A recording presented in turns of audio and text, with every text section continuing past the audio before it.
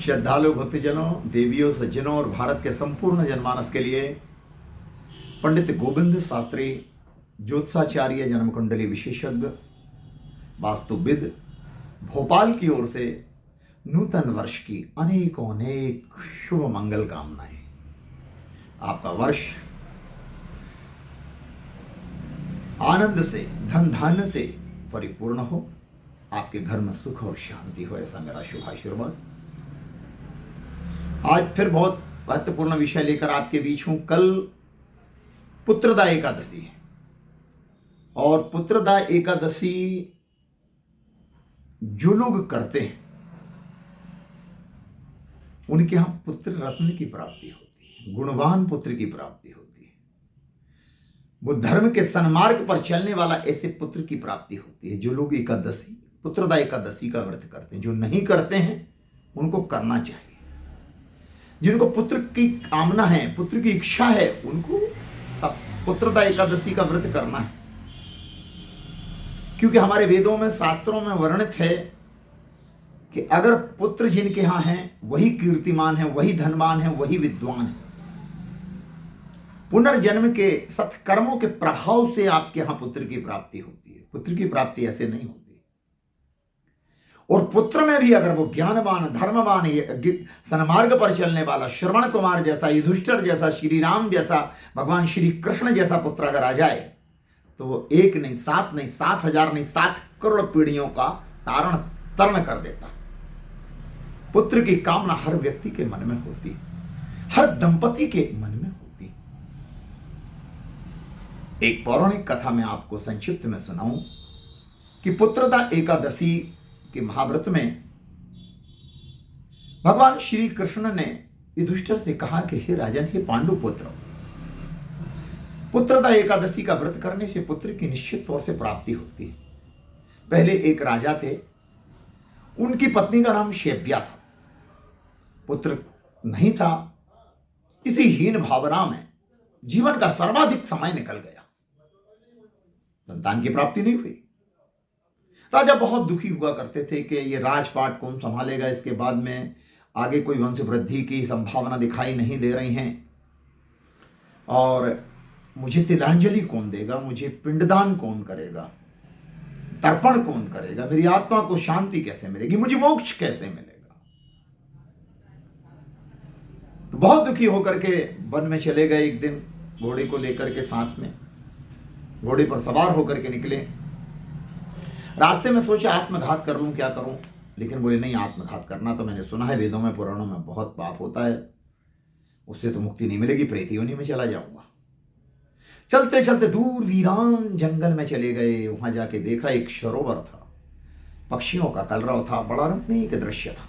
वहां पर ऋषि लोग कोई पूजन पाठ कर रहे थे, संत महात्माओं की एक संगोष्ठी भी थी वहां पर।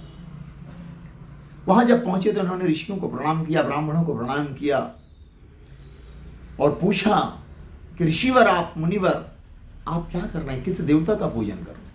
तो बोले आज हम नारायण का पूजन कर रहे हैं। राजन, आज पुत्रदा एकादशी है, ये क्या होती है, इसके बारे में हमें विस्तार से बताओ। तो बोले जिनके यहाँ पुत्र नहीं होते उनको पुत्रदा एकादशी का व्रत करना चाहिए। उनके यहाँ ज्ञानवान, विद्वान, कीर्तिमान, यशस्वी संतान की प्राप्ति होती है राजन। तो बोले मेरे यहां पुत्र नहीं है, मुनिवर आप हमें आशीर्वाद दो कि दिव्य संतान की हमें प्राप्ति हो। मुनियों ने कहा, हे राजन, तुम पुत्रदा एकादशी का व्रत करो, जो पूस मास के शुक्ल पक्ष में आती है। पुत्रदा एकादशी का व्रत करने से तुम्हारे यहां निश्चित तौर से संतान की प्राप्ति होगी।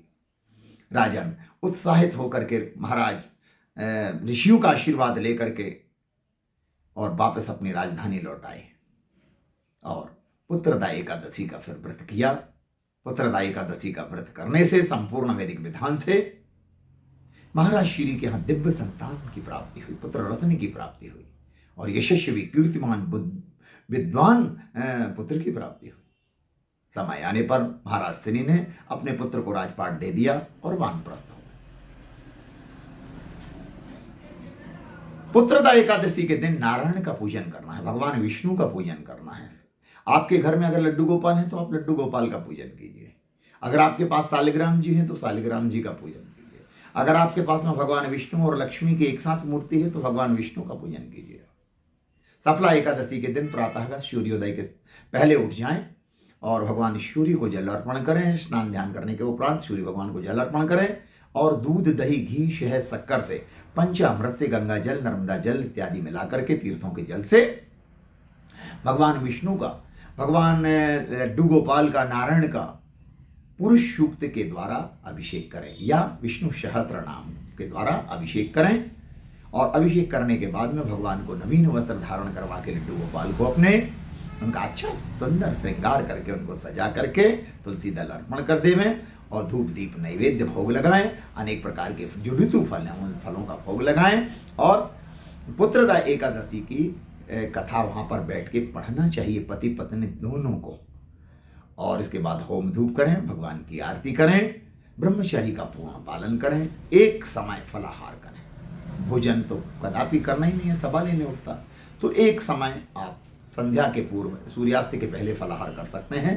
भगवान की आरती करें, देर रात तक भगवान का चिंतन भजन कीर्तन करते हुए अपने विश्राम कक्ष में चले जाएं। ब्रह्मचर्य का पूरा पालन करें। अगर आप ऐसा करते हैं तो निश्चित तौर से मैं कह सकता हूँ कि जो जिनके यहाँ संतान में पुत्र रत्न नहीं है, केवल कन्या हैं, उनके यहाँ अवश्य पुत्र की प्राप्ति होगी। और अगर अवस्था बीत गई है तो अगले जन्म में होगी।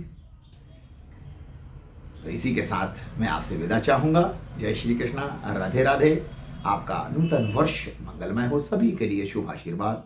आप सभी लोग धन धान से परिपूर्ण यशस्वी जीवन हो आपका। जय श्री कृष्णा, राधे राधे।